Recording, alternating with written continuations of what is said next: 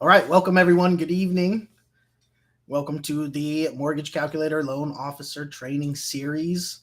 We will wait just a couple of minutes here to get live on all the different platforms. We can go ahead and put the chat up, and you can drop a comment there in the chat. I see some people already dropping comments in there. So we'll wait just a couple of minutes. Hope everyone's having a great week. Remember last training, which was last night, we discussed profit and loss loans and how to structure them. And today we're going to talk about how to actually originate them now that we know what they are and can use them as a tool. So kind of a carryover from last night here. Okay, people dropping comments in the chat there. Good evening, everyone. And we'll wait just a couple minutes here.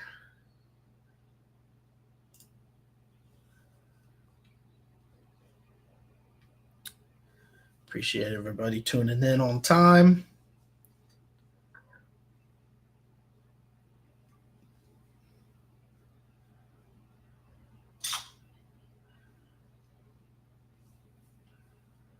All right, hello.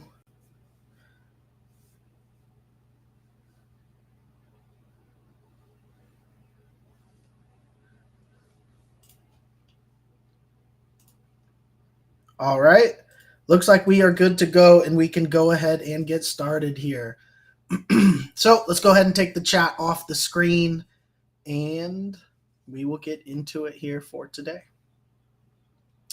So welcome, everyone. My name is Kyle Hershey, joined here by our President Nick Hershey and our sales manager Jose Gonzalez. We are the Mortgage Calculator, which is a correspondent lender that specializes in non-QM loans. Every Wednesday, we do our sales training, and today we're going to do a deep dive, I guess you could say, into the topic of originating profit and loss loans. Now, we did some, set up on this yesterday, where we talked about what a profit and loss loan is, how we could use it, and today we're going to talk about actually doing them in real life as a loan originator. So I'll go ahead and pass it over to Jose here to go over his presentation.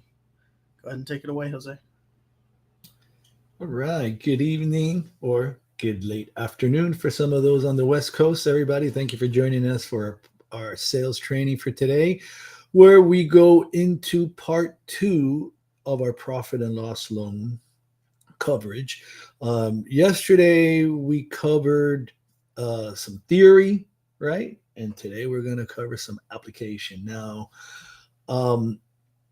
profit and loss loans, for those of you that do not remember, and I'm throwing here a little bit of refresher for everybody, is a loan that uses an unaudited profit and loss report to qualify the borrower. Those of you that weren't on yesterday's training but popped in today, P&L report, unaudited, has to be prepared by a CPA, but very important, CPA could mean actually licensed CPA, licensed tax preparer, or licensed or enrolled agent, which is the tax preparer would be an accountant, and the agent is the person like at H&R Block that's not actually an accountant that with a license, not actually a CPA with a license, but they are enrolled with the IRS to electronically submit tax returns, right?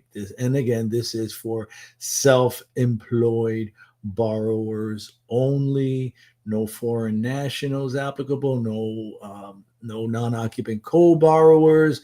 And this is usually a solution for a bank statement loan gone sour. You're sizing up the deal. You're self-employed borrower. Your first option is to try to go full doc with tax returns. Then you would be going bank statement, and if that doesn't work out, you would be going P&L. Now, that doesn't mean you're going to submit these files to underwriting. This means in your review, in your analysis, we always have to provide the lowest cost option to the borrower.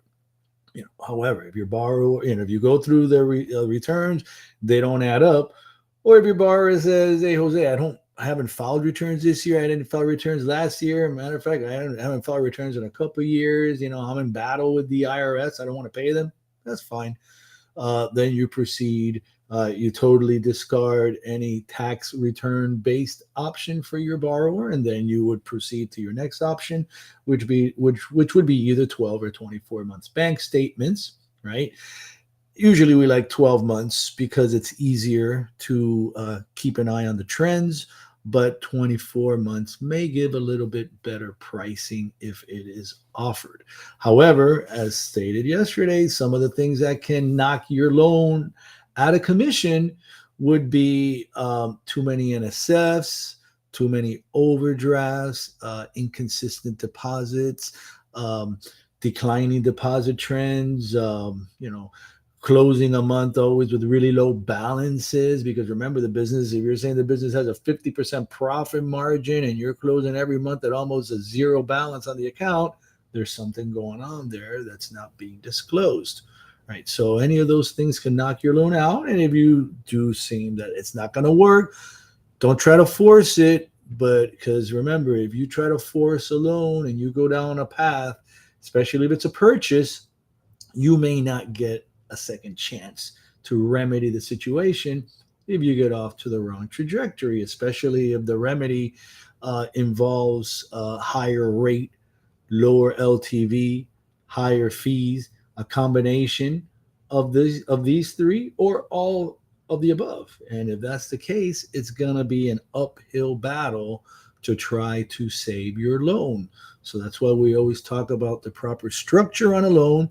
And we always talk about always setting the proper expectations for your borrower. If you're analyzing a loan in the beginning and you know you've identified certain potential pitfalls, make sure that you make that clear to the borrower in an email, of course. This is not something that's going to go in a phone call and then the borrower is going to tell you, hey, you never told me that. I didn't know about that. Oh, no, you're the worst. No.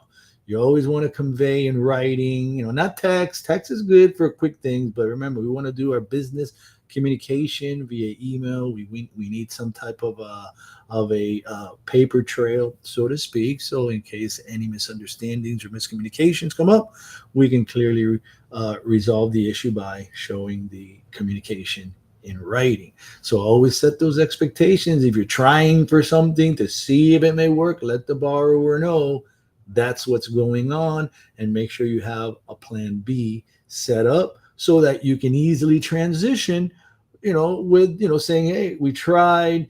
I don't think it's going to work out. We knew it was a stretch. So, let's proceed with this other one that's more, doable. But again, make sure you have the time to do that, because if it's a purchase and it's a 30-day contract, it's going to be tight. If it's a refi, totally much more flexible.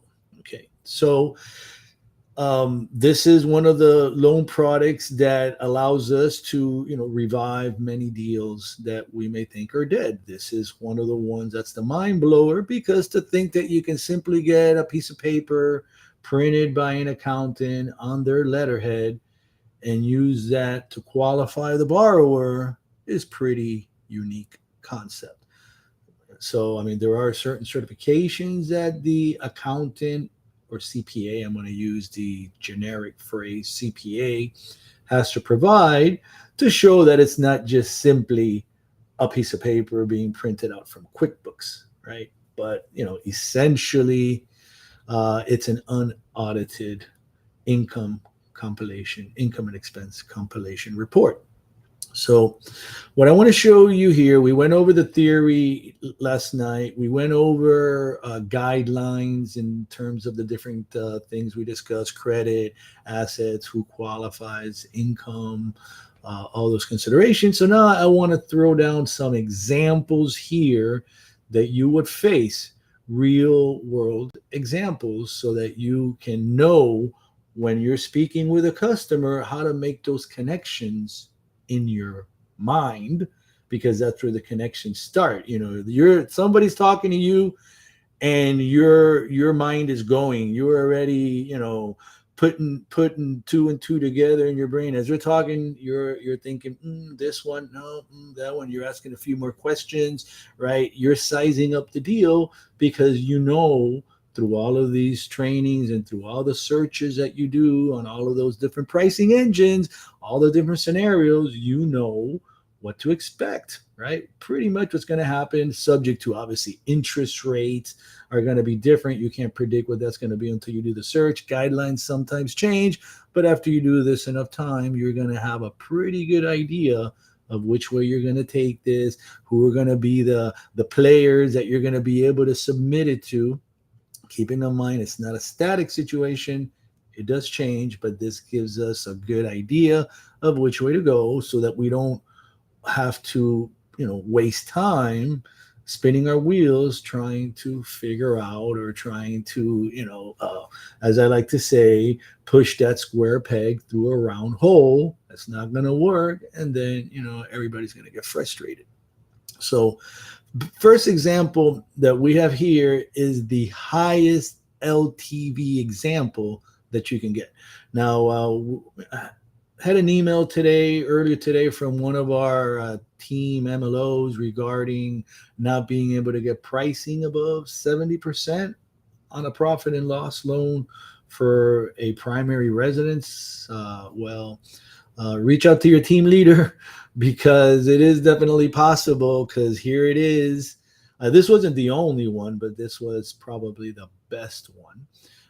This is 90% LTV with a 780 credit score for a 1-unit property. Now, make sure that you weren't putting a 2 to 4 unit property out there on that scenario that you were trying to price, because there may be a different scenario. Now, this is 1 unit, and you see 9.25 is your lowest cost option. I believe that was 1.625 or 1.925, something like that.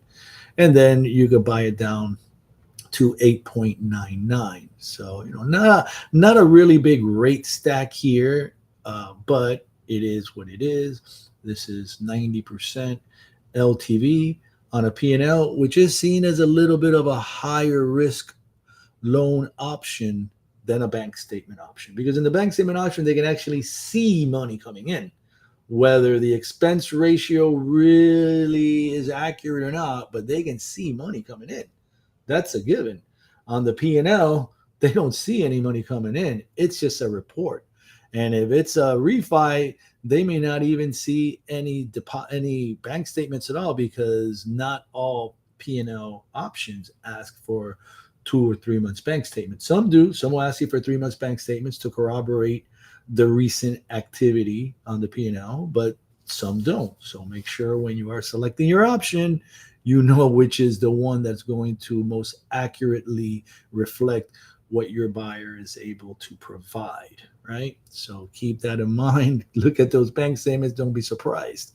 So there are not that many options, though, for 90%. So this is the best one that was out there, but keeping in mind that the best options are really at 85% and below, because now here you see 9.375 is zero. Actually, it's a par, and then you can buy it down to 7.875, which is not a bad rate. I mean, that's going to cost you, I think that's 2.25 on that one, 2.5, something like that. So, this is primary, 1 unit, 780, 85% LTV. Very good option for an alternative document loan.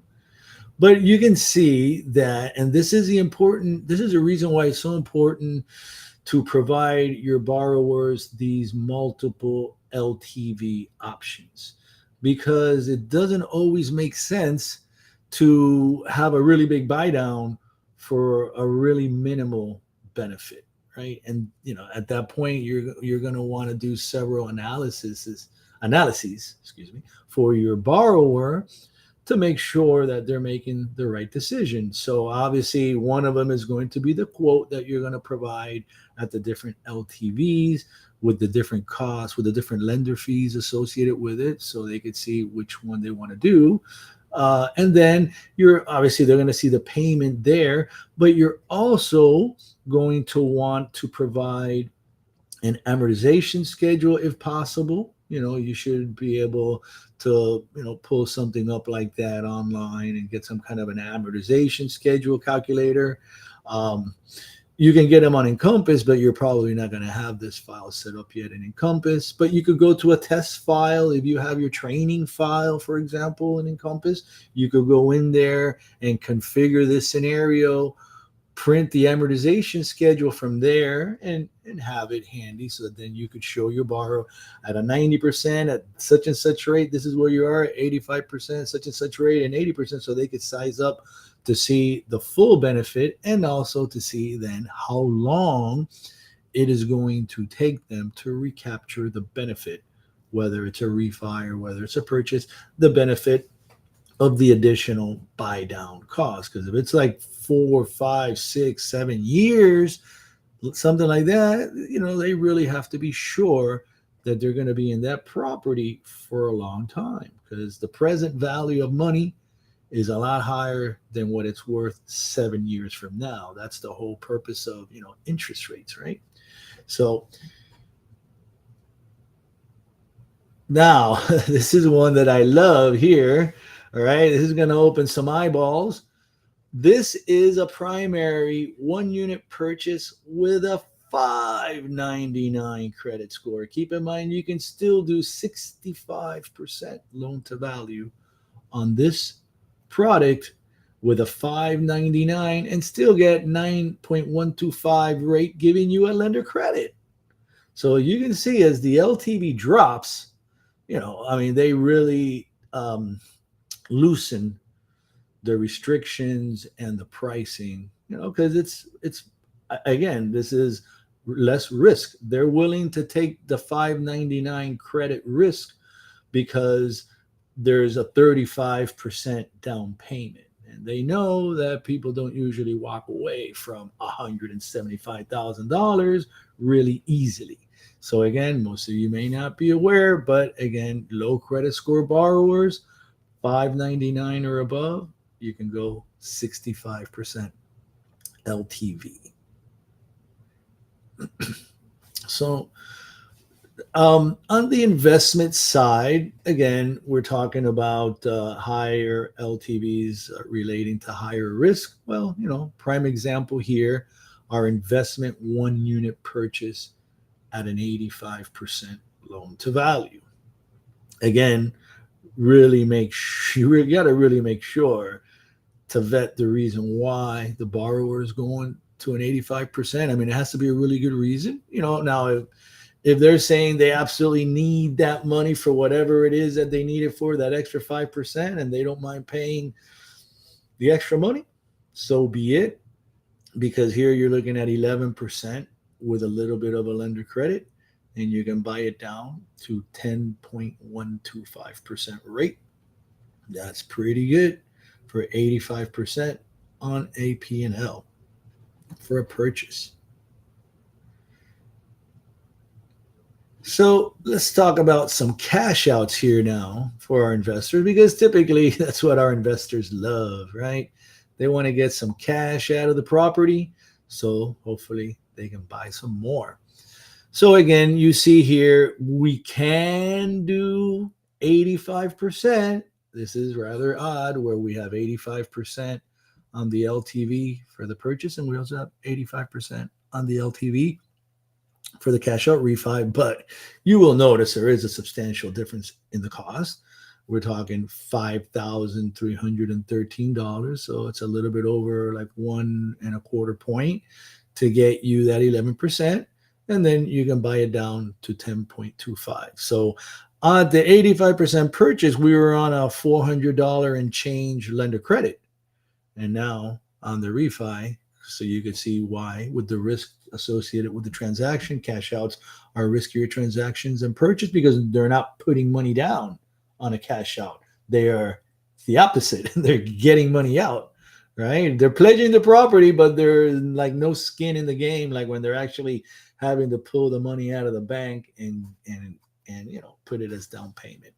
So again, 85%, good option, but we always want to make sure to vet the transaction, because as you can see, when we go to an 80% LTV cash out, substantially better, right? We're talking 8.375 with a $500 lender credit, as opposed to 11% with a $5,300 cost.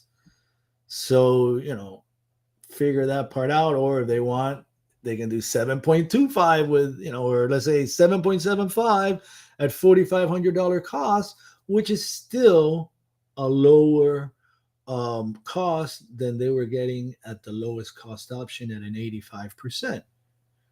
So size up the situation. Or if you want to say, okay, I want to get the lender credit, fine, you're getting $500, so now you're talking about a $6,000 swing, right? That's $6,000 more that the borrower is going to have in their pocket. That's 1.5%. So there's only a 3.5% of loan to value benefit here. So whatever 3.5% of 4 was that 12, 13, 14,000. So it might not be as lucrative as you think. So do the math for the borrower.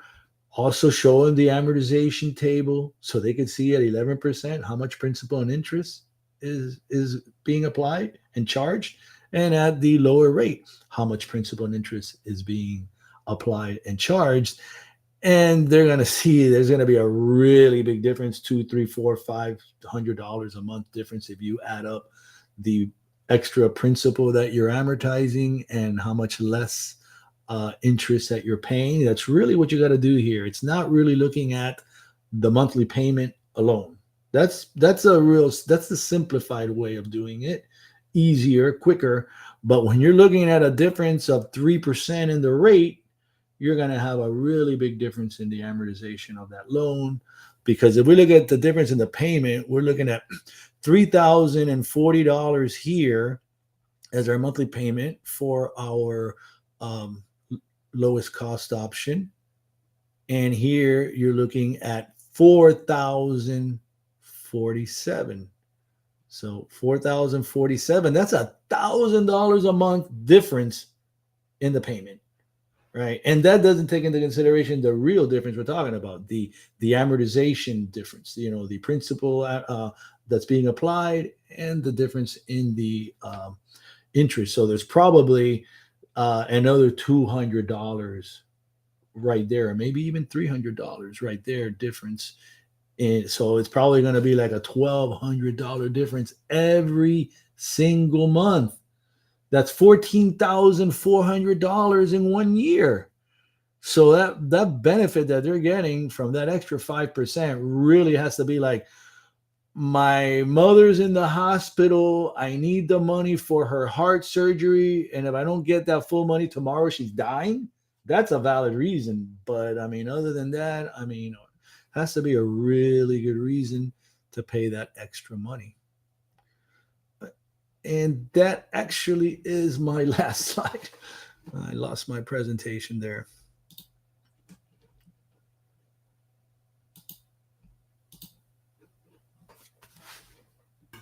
All right, I don't see any questions or anything, but definitely great, as we talked about, definitely a problem solver. So make sure that we use that as a loan officer here at the Mortgage Calculator. Definitely something we have in our tool belt to use when you need to. Okay, well, let's go ahead and wrap it up then. Thank you, everyone, for tuning in. We do this training every Wednesday at 7 p.m. Eastern. So Tuesdays, we do our loan officer trainings, and Wednesdays, we do the loan officer sales trainings, both at 7 p.m. Eastern time. So you can tune in, tune into those every week. Also, we do our daily mortgage rates live show every weekday at 11 a.m. Eastern. So thank you, Nick. Thank you, Jose. Thank you, everybody, for tuning in. We hope to see you tomorrow at 11 a.m. Eastern time. Everybody take care.